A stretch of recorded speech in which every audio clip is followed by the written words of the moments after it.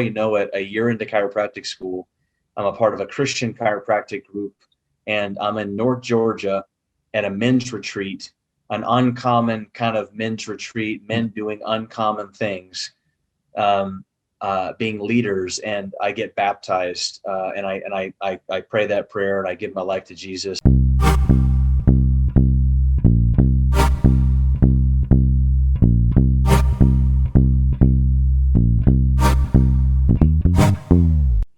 Hello, everyone. This is Tim Brown, author of the book, Uncommon Athletes, and I'm on staff here with the Fellowship of Christian Athletes in Central Ohio. And I am blessed today to have with me Dr. Brandon Shriver. Brandon's been taking care of me for a while. I go see him all the time. He's my chiropractor. I'm claiming him. You know, he keeps me together, keeps me looking good, and keeps me healthy. But awesome. Dr. Brandon, welcome to the show. Thanks for having me, Coach. I appreciate it. I think a lot of times you keep me together. We got some good conversation when we're on the table, so I appreciate that. All right, good stuff.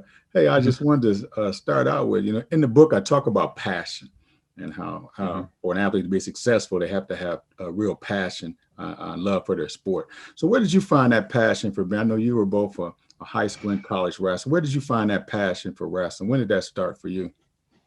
It's kind of funny. In fourth grade, my high school or my fourth grade basketball coach told my dad and my parents, you might want to think about a different sport for him because he's a little bit too aggressive, and I kept fouling out. And right. So I really didn't do a whole lot of anything. I played baseball and I played football, and I was always a good athlete. But my dad was a Major League Baseball player, a caliber baseball player, and so you never really, when you get pushed really hard. My dad loved me very much, but it got to the point where there was so much pressure, and I actually started on varsity as a freshman.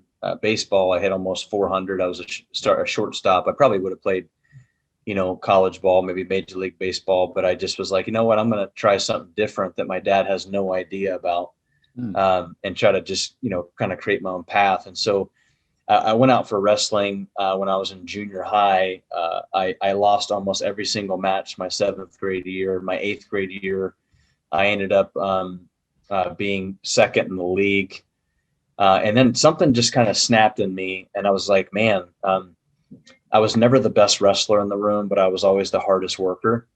And I was just a great athlete. And so, some in the sport of wrestling, some people are just born to wrestle. They just have this like innate wrestling, grappling ability. I mean, you were a basketball player, Tim. It's like some people were just great athletes, and some people were just born to play basketball. Well, I was never born to wrestle. I was just worked really hard. I was the first person there, the last person to leave. And my love for the sport of wrestling came my freshman year of high school. I was a match away from making the state wrestling championships, and nobody had ever heard of me. And then my sophomore, junior, senior year, I qualified and placed at the state high school wrestling tournament. And then my senior year of high school, I was a second in the state, which really kind of still haunts me till this day, being the second place. But then I ended up getting a scholarship to wrestle for the Ohio Bobcats. I was blessed to have the opportunity to go and further my career there. I actually went to the senior national wrestling tournament in Cleveland, Ohio, where the top 2 wrestlers in each weight class in all divisions from all around the country come in, and they basically just butt heads for a weekend. And that's kind of was my coming out party, per se. A lot of college wrestling programs knew I was a good athlete, but they didn't really know how good of an athlete or how good of a wrestler I was. And I mean, wrestling when I was in 7th grade, most people start when they're in diapers. I mean, I kind of peaked at that particular time. So went to OU, got a scholarship to wrestle there. I was redshirt freshman of the year in the MAC conference. And then I was just beginning to plagued by injuries, but my love for the sport of wrestling really started like in high school. I loved football. I was a high school quarterback. I was a really good high school quarterback and a defensive back. I was an all-state defensive back, and my brother was a tailback. So him and I just used to tear it up in the triple option. But wrestling for me, I felt like I was always the hardworking, like always wanted to do the thing that was like everybody else couldn't do. And I kind of took pride in that. So wrestling for me was it was tough. It was 100 degrees. I had to cut weight. My ear was all swollen up. I don't know. It was just like almost like a proving grounds for me. So I fell in love with the sport. more for the discipline aspect of it. And then once I started to get good at it, it was like, wow, this could be something that I could actually make a potential career out of. My family grew up poor, like not really able to afford to send me to school, and so I knew that I had to do something athletically to begin to give me an opportunity to earn some scholarship and some money. And so that's where my love for wrestling came in. Nobody in my immediate family really wrestled besides my cousin. My distant cousin was like a stud wrestler. Okay. And but him and I were really the only ones that even thought about the sport of wrestling. Everybody was a baseball, basketball, or football player. So Right. I was kind of like the redheaded stepchild in the sports world in my family. So that's what I tell you about. Well, that's where that uncommon comes in. that's right. Being that That's right. uncommon athlete. Yeah. Now you went to OU, had a stellar career, and then the injury bug hit. You talk about that experience. Yeah, so I think I had my first knee surgery when I was a senior in high school. So I actually was my junior year. I wrestled in national championships. Ended up winning a gold and 2 gold medals in freestyle and Greco-Roman in Detroit, Michigan, and then I ended up tearing my meniscus in my right knee. So my high school senior year, before my football season, I ended up having a meniscus surgery, and everything went okay. I didn't really know a whole lot about health or some preventative measures. And then I went into my freshman year of college, and was the hardest worker in the weight room, was always the person who was just pushing, which is kind of like almost comes at a disadvantage sometimes, because somebody who's like that pit bull sometimes is a hard person to govern. Like hey, just take it easy. Right. Just, you don't have to necessarily like dive for every single baseball, like on the gravel. Like you can just, you can take it, and I was that person. Like I didn't really know another gear besides like hard. And so it really kind of ran me in the ground. My wrestling coach in college was from Iowa. So super hard nosed, just like work. And I mean, awesome guy. I love Coach Greenlee. He's an awesome guy. But I just didn't really have, I was a great person to coach because I worked harder than anybody, never had to worry about me showing up late. But at the same time, I also like ran myself into the ground. So I ended up having 2 more knee surgeries my freshman year. And then my junior year, I had 2 more knee surgeries. And then I ended up having, my sophomore year, I had 2 more knee surgeries. Then my beginning of my junior year, I ended up having a neck surgery. So, I'm literally getting ready to wrestle Central Michigan. I'm number 2 in the MAC conference. And then the guy from Central Michigan's number 1 in the MAC conference. We're getting ready to wrestle, kind of square off before the MAC tournament. And in the MAC tournament, the top guy goes to the Division I NCAAs. It's not like the Big Ten where, you win a match and you could be the top 5 or 6. Like the MAC, you just got to, anybody who comes out of the MAC conference and goes to the National Wrestling Tournament is going to be a stud, because it's just a different grinder of a tournament. So I literally, the day before I wrestled Central Michigan, I woke up and I couldn't feel my fingers. So at that particular point in time, I based my health on how I looked and how I felt. I was 4.5% body fat. I looked fine. I felt fine.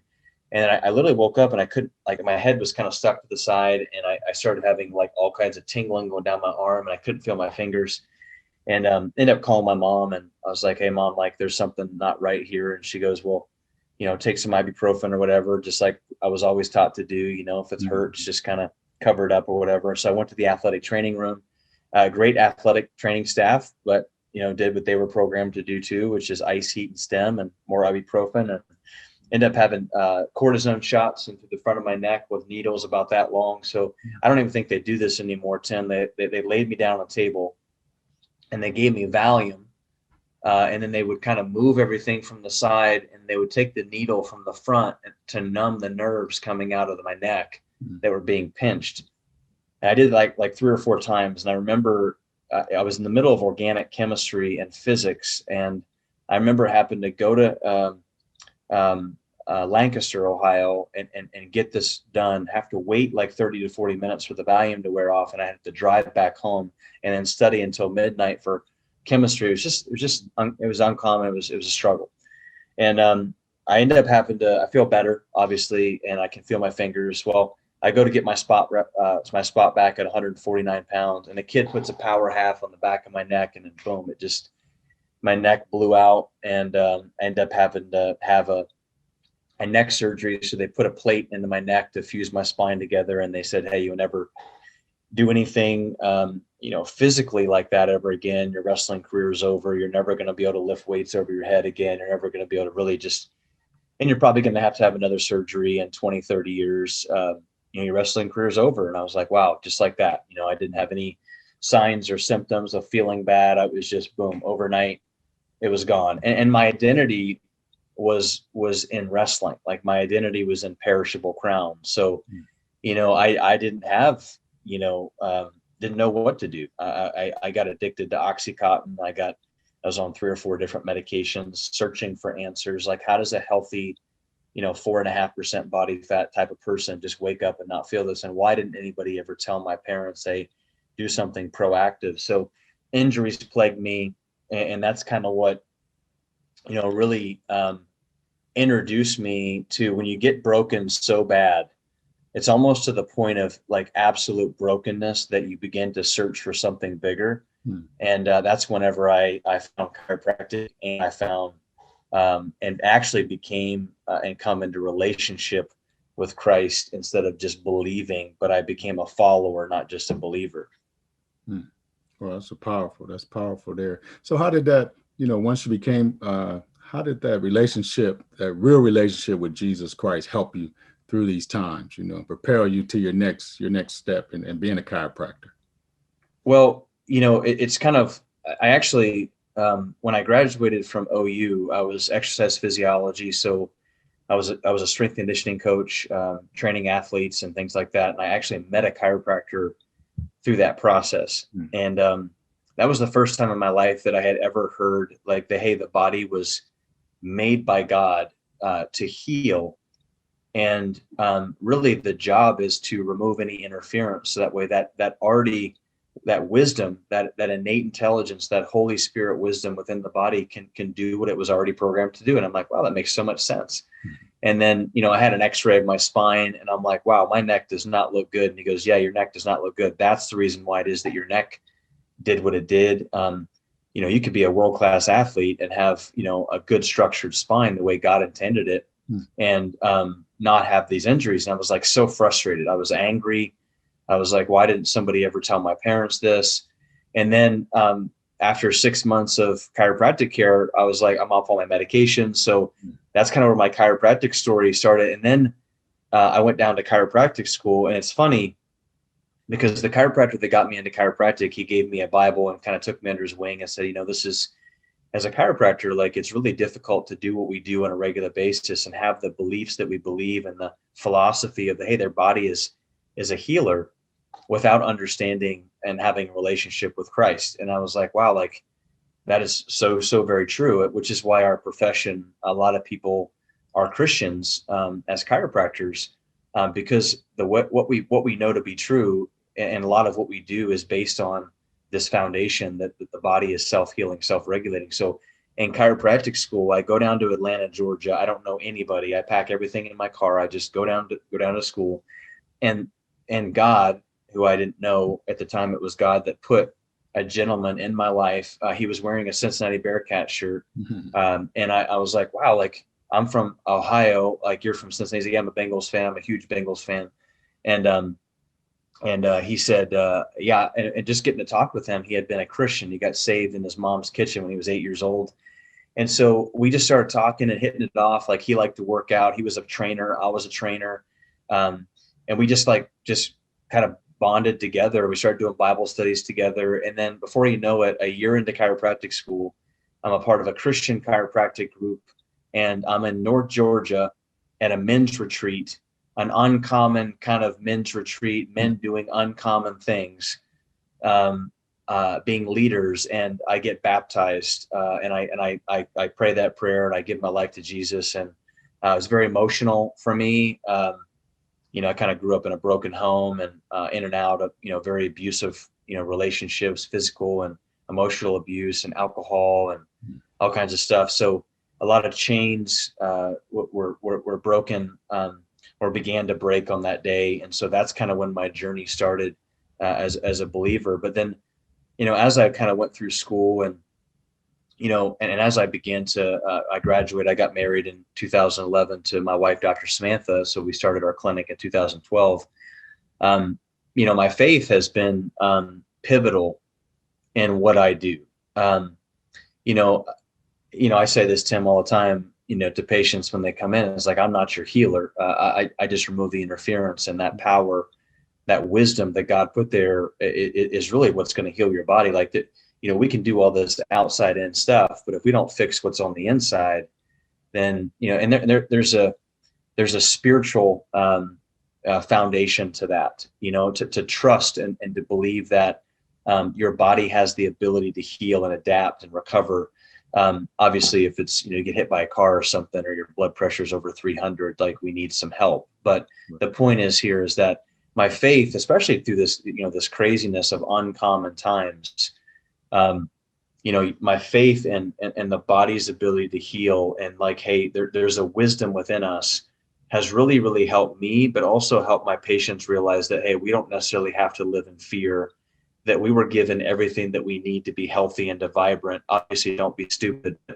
That it really does, kind of take the weight off my shoulders, because I feel like a lot of times patients or people believe that their doctors are their healers, and it takes away the responsibility of the person, because my health is my responsibility, but doctors aren't healers. They're just there to remove interference. And so for me, educating people about, hey, you're in charge of, the donut or the apple. Like, you're in charge of getting up in the morning and exercising or not. So, having that belief and that faith is pivotal in what I do. And I tell patients a lot too, that the biggest interference that causes a lot of your health issues are right up here. So, if we don't have a strong spiritual connection with who it is that we're serving and why we are taking care of our body, because as Timothy says, physical health is of importance, but our spiritual health is the foundation. We lose our spiritual health, it doesn't matter what we do physically, because we're just kind of walking muscle. You know what I mean? It doesn't mean anything.